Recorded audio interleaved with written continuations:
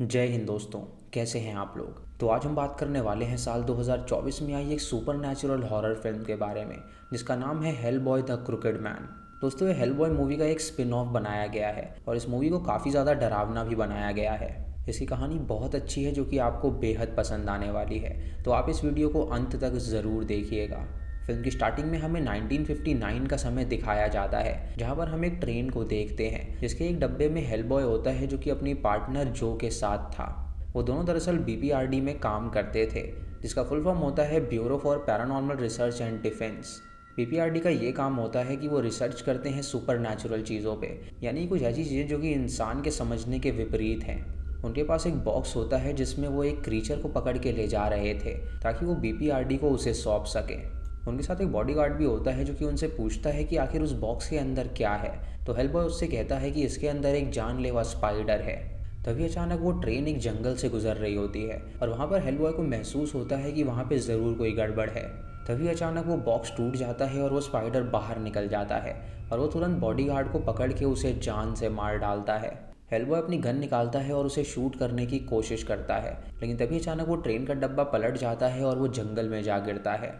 वो हेलबॉय पे हमला कर देता है और उसे मारने के लिए जाता है, लेकिन हेलबॉय उससे बचते बचाते एक लकड़ी उसके पेट में घुसा देता है और वो स्पाइडर अपने आप को बचाने के लिए छोटे साइज में हो जाता है। हेलबॉय जब उसे पकड़ने के लिए जाता है तो अचानक से वो स्पाइडर एक टनल में जा गिरता है, जिसकी वजह से वो वहाँ से भाग निकलता है। अब जो और हेलबॉय सोचने लगते हैं कि आखिर इस सुनसान जंगल के बीचों बीच वो टनल कैसे आई। वो बेसहारा हो जाते हैं क्योंकि उन्हें पता नहीं होता कि वो कहाँ पर हैं और उन्हें किसी भी तरह बीपीआरडी को खबर करनी थी इस बारे में कि उनके पास जो स्पाइडर था वो अब भाग चुका है। उनके पास कोई भी साधन नहीं होता, जिसकी वजह से वो पैदल ही आगे का सफ़र तय करने लगते हैं। थोड़ी दूर चलने पर उन्हें एक घर नज़र आता है जहाँ पर एक लेडी खड़ी होती है और वो उससे मदद मांगते हैं, लेकिन लेडी उससे कहती है कि वो लोग इतने गरीब हैं कि उनके पास ना तो फ़ोन है और ना ही पैसे हैं। उसके बाद वो दोनों उसके घर के अंदर चले जाते हैं जहाँ पर वो उसके बेटे को देखते हैं जो कि नीचे पड़ा हुआ था। ये देखकर वो उससे पूछते हैं कि आखिर वो ऐसा बर्ताव क्यों कर रहा है। तो उसका पिता उसे बताता है कि उस पर किसी विच का प्रकोप है। वो कोरा फिशर नाम की एक विच को हमेशा तंग किया करता था, जिसकी वजह से उस विच ने उसे शापित कर दिया है, जिसकी वजह से उसे बुखार चढ़ गया है। तभी वहाँ पर टॉम फेरल नाम का एक बंदा आ जाता है जो कि बहुत सालों बाद अपने गाँव में लौट कर आया था। उस विलेजर आंटी से पूछता है कि उसके बेटे को क्या हुआ है, तो वो उसे सारी सिचुएशन बताती है। टॉम उससे कहता है कि कोरा को वो जानता है और वो एक विच है और वो अक्सर विच बॉल्स बनाया करती है और ठीक वैसे ही बॉल उसे उनके घर के बाहर मिली है। हेलबॉय उस बॉल को देखता है और वो समझ जाता है कि विच क्राफ्ट यहाँ पे बहुत ज़्यादा किया जाता है। वो बूढ़ी लेडी टॉम से पूछती है कि आखिर वो इतने सालों से कहाँ पर था, तो टॉम उसे बताता है कि वो आर्मी में भर्ती हो गया था और अब वो अपनी माँ से मिलने के लिए आया है। वो बूढ़ी लेडी उसे बताती है कि कुछ साल पहले ही उसकी बूढ़ी माँ गुजर चुकी है।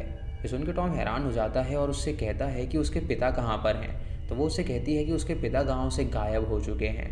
ये सुनकर टॉम वहाँ से जाने लगता है, लेकिन जो उसे रोक देती है और उससे कहती है कि वो लोग भी उसके साथ चलना चाहते हैं क्योंकि उन्हें एक चीज़ की तलाश है जिसकी मदद से वो उसे ढूंढ सकते हैं।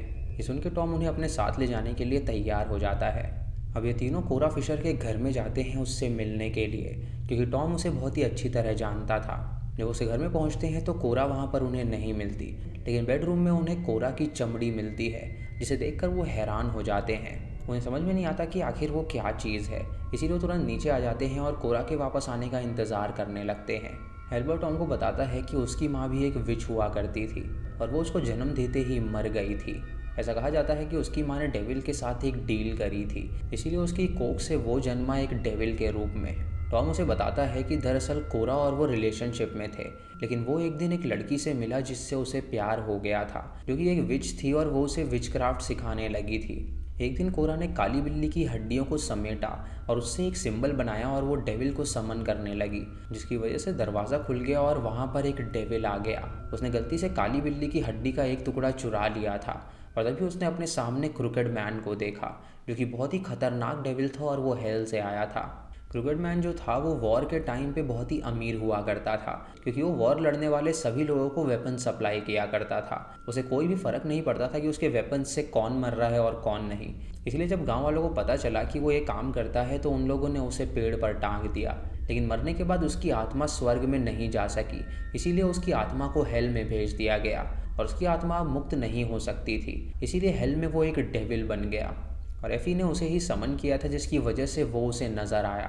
क्रिकेट मैन लोगों की सोल को चुरा लेता है और एक सिक्के में तब्दील कर देता है और वो उन सारे सिक्कों को अपनी जेब में रखता है। जब से उसने वो बिल्ली की हड्डी चुराई थी वो उसकी लकी चार्म बन गई थी, लेकिन दरअसल वो एक डील थी क्रिकेट मैन के साथ। जब वो हड्डी क्रिकेट मैन को लौटा देगा तो वो उसे जान से मार डालेगा और वो इतनी बेरहमी से उसे मारेगा जिसके बारे में वो सोच भी नहीं सकता। इसीलिए उसने कई बार ट्राई किया उस हड्डी को डिस्ट्रॉय करने का, लेकिन वो हड्डी उसके पास से कभी जाती ही नहीं है। वो वॉर में भी गया मरने के लिए, लेकिन सब मारे गए और वो जिंदा बच गया, जिससे ये साबित होता है कि उस हड्डी में बहुत ज़्यादा पावर है और क्रिकेट मैन चाहता है कि वो हड्डी उसे वो वापस दे दे। इसीलिए उसने उसकी माँ को मार डाला है और उसका पिता भी गायब है और वो ज़रूर उसके ही चंगुल में होगा। तभी अचानक उनके घर में एक रकून आ जाता है और वो रकून बेडरूम में जाता है और उस चमड़ी के मुंह में जा घुसता है और हम देख पाते हैं कि वो कोरा की बॉडी में तब्दील हो गया है। कोरा जब टॉम को वहाँ पर देखती है तो वो ज़ोर से चिल्लाने लगती है और वो उसे बताती है कि दरअसल उसके यहाँ से भागने के बाद क्रिकेट मैन और एफी ने उसे बहुत ज़्यादा परेशान किया, इसीलिए वो किसी जानवर का रूप लेके यहाँ से बाहर निकल जाती है ताकि वो लोग उसे ढूंढ ना पाएँ। उन लोगों ने उसके पति और सारे बच्चों को जान से मार डाला है। तभी अचानक वहाँ पर एफी आ जाती है जो कि एक घोड़े पर सवार थी और टॉम उससे कहता है कि आखिर वो यहाँ पर क्यों आई है। एफी उससे कहती है कि क्रिकेट मैन जान चुका है कि वो यहाँ पर आ गया है, तो वो जो हड्डी है वो उसे लौटा दे ताकि वो उसे जान से मार सके, क्योंकि उसने वो हड्डी चुरा के कोई अच्छा काम नहीं किया है। ये कह के एफी हवा में लेविटेट करने लगती है और वो उड़ के वहाँ से भाग जाती है।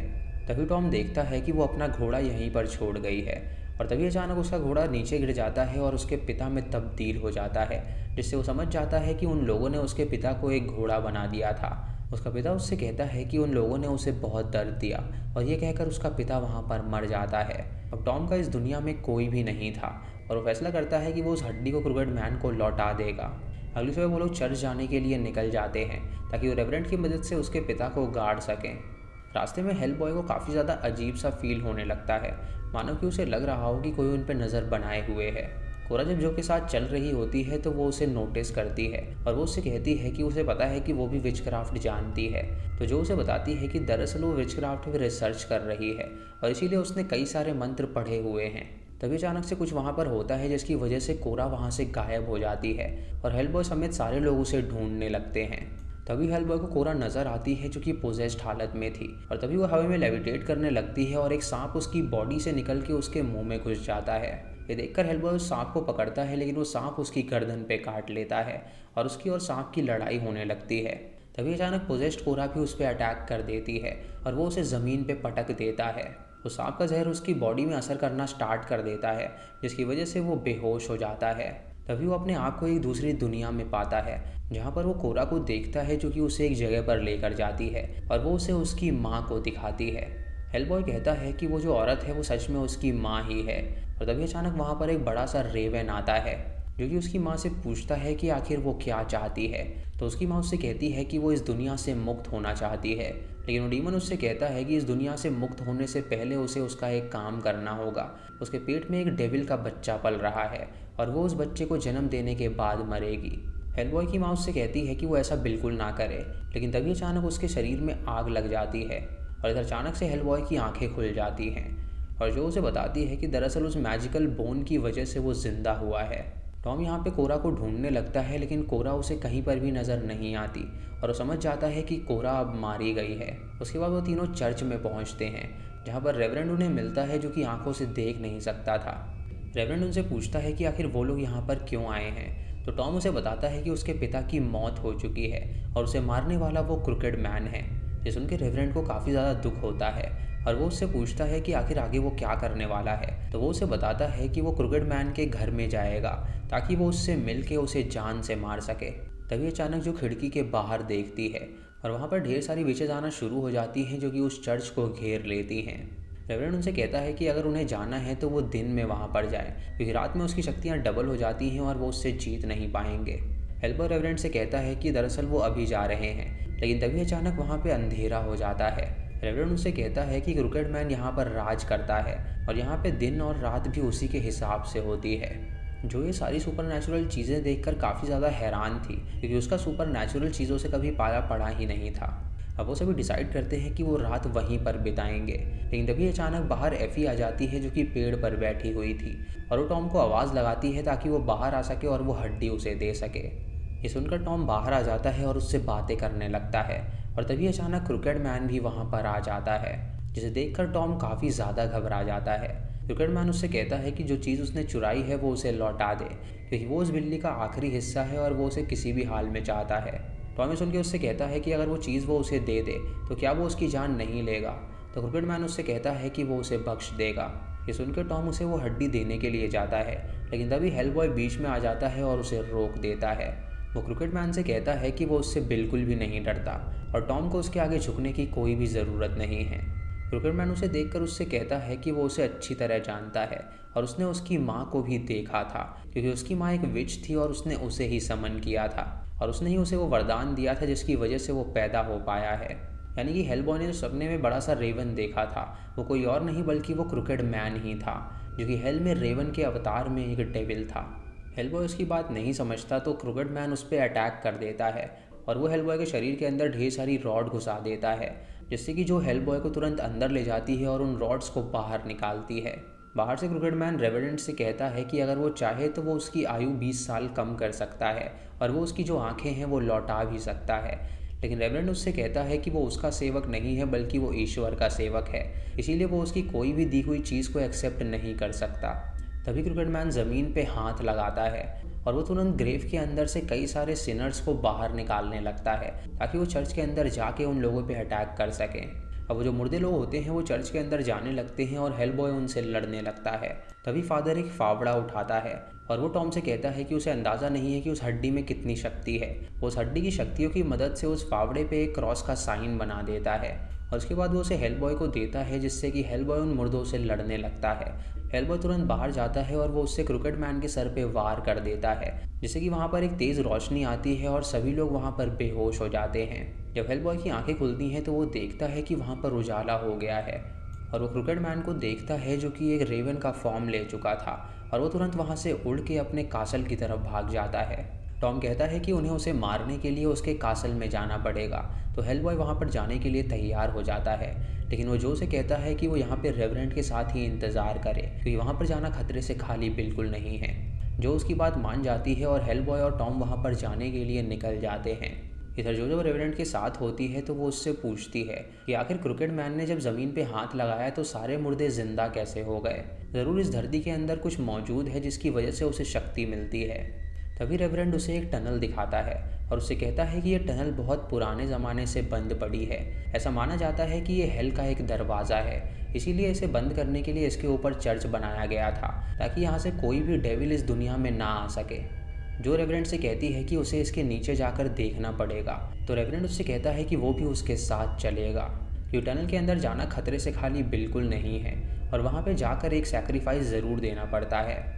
जो उसकी बात समझ नहीं पाती और वो दोनों नीचे चले जाते हैं। इधर हेलबॉय और टॉम क्रिकेट मैन के घर में पहुंच जाते हैं जहां पर वो उसे ढूंढने लगते हैं, लेकिन तभी वहां पर कुछ सुपरनैचुरल चीज़ें होना स्टार्ट हो जाती हैं जिसकी वजह से हेलबॉय काफ़ी ज़्यादा परेशान होने लगता है।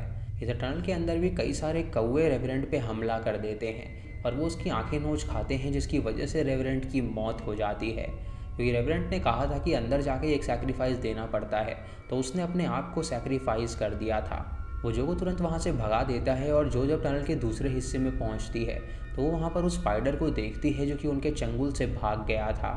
इधर टॉम जब उसके घर में होता है तो वहाँ पर एफी आ जाती है जो कि उस पर अटैक कर देती है उसे जान से मारने के लिए, लेकिन वो तभी उस बोन को उसके खिलाफ यूज़ करता है और वो तुरंत उसे खिड़की से दूर फेंक देता है जिससे एफी दूर जा गिरती है। इधर हेलबॉय जब एक रूम में होता है तो अचानक से वो अपनी माँ को देखता है और उसकी माँ उससे कहती है कि वो कभी नहीं चाहती थी कि वो उसे जन्म दे। हेलबॉय उससे कहता है कि वो भी नहीं चाहता था कि वो कभी उसका बेटा बने। उसकी माँ उससे कहती है कि यह डेविल उसकी मुक्ति नहीं चाहता है, इसीलिए वो ही उसे जान से मार डाले मुक्त करने के लिए, और हेलबॉय अपनी गन उठा लेता है उसे जान से मारने के लिए। इधर जो जब उस टनल में होती है तो वो स्पाइडर को देखकर डर जाती है और जब वो स्पाइडर उस पर अटैक करने वाला होता है तो वो तुरंत स्पेल्स को पढ़ने लगती है अपनी जान बचाने के लिए, और अचानक से उस स्पेल की वजह से वो स्पाइडर को चोट लगती है और वो नीचे गिर जाता है। और उसी स्पेल की मदद से हेलबॉय भी होश में आ जाता है और वो देखता है कि उसने वो गन अपनी माँ के ऊपर नहीं बल्कि अपने ही ऊपर तान रखी है। यानी कि अगर वो गन चला देता तो उसकी मौत हो जाती। दरअसल क्रिकेट मैन उसे सपने दिखा रहा था ताकि वो खुद को मार सके। इधर जो स्पाइडर को देखती है जो कि अपनी शक्ति खो चुका था और वो बहुत छोटा हो गया था, इसीलिए वो उसे एक जार में बंद कर देती है। इधर हेलबॉय के सामने जब क्रिकेट मैन आता है तो वो उससे लड़ने लगता है और अपनी शक्तियों से हेलबॉय को चोक करने लगता है उसे जान से मारने के लिए।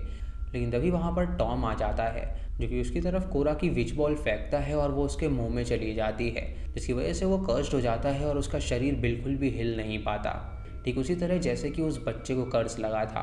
अब यही मौका देखकर हेलबॉय उसके सर पे शूट कर देता है जिससे क्रिकेट मैन की मौत हो जाती है और उसकी जो आत्मा होती है वो आज़ाद हो जाती है। उसे मारने के बाद वो दोनों अब वापस चर्च की तरफ जाते हैं, जहाँ पे जंगल में वो एफ़ी को देखते हैं जो कि अब अपने असली रूप में आ गई थी। दरअसल एफ़ी एक बुढ़िया थी और क्रिकेट मैन ने उसे जवान करके रखा हुआ था। वो दोनों एफ़ी को बंदी बना लेते हैं और उसे वहीं पर बांध देते हैं और उसके बाद वो दोनों वापस चर्च की तरफ जाते हैं, जहाँ हेलबॉय को जो मिलती है और जो उसे सारी बात बताती है कि कैसे वो स्पाइडर को वापस पकड़ने में कामयाब हो गई है। ये सुन के हेलबॉय काफ़ी खुश होता है और उसके बाद वो टॉम को उसके गांव में ही छोड़ देते हैं और आगे का सफ़र तय करने लगते हैं। रास्ते में अचानक उन्हें एक सेल फ़ोन नज़र आता है तो जो तुरंत वहाँ से अपने डिपार्टमेंट में कॉल कर देती है और डिपार्टमेंट वाले वहाँ पर आकर उन दोनों को पिकअप करके ले जाते हैं और इसी के साथ ये मूवी यहीं पर ख़त्म हो जाती है। तो दोस्तों ये थी हेलबॉय के स्पिन ऑफ की कहानी। आपको इसी कहानी कैसी लगी आप हमें कमेंट सेक्शन में ज़रूर बताइएगा। ये हॉरर मूवी बनाई गई है जहाँ पे आपको सारे एलिमेंट्स देखने को मिलेंगे। इसमें जंप स्केयर्स भी है और इसमें कई सारी विचक्राफ्ट की चीज़ें भी दिखाई गई हैं। दोस्तों हेलबॉय और क्रिकेट मैन कनेक्टेड थे क्योंकि क्रिकेट मैन ने ही उसकी माँ को ये शाप दिया था कि वो एक डेविल के बच्चे को पैदा करेगी। इसीलिए क्रिकेट मैन को अगर कोई मार सकता था तो वो सिर्फ हेलबॉय ही था और इत्तेफाक से वो उस गाँव में पहुँच गया और उसने टॉम की मदद करी, जिसकी वजह से क्रिकेट मैन मारा गया। तो दोस्तों ये थी आज की वीडियो। अगर आपको वीडियो पसंद आई हो तो आप हमें कमेंट सेक्शन में ज़रूर बताइएगा। चैनल पे नए हैं तो इसे सब्सक्राइब करें और बेल आइकॉन दबाएं नोटिफिकेशंस के लिए। और दोस्तों वीडियो को लाइक और शेयर करना बिल्कुल मत भूलिएगा। तो मैं मिलता हूँ आपको अगली वीडियो में, तब तक के लिए जय हिंद।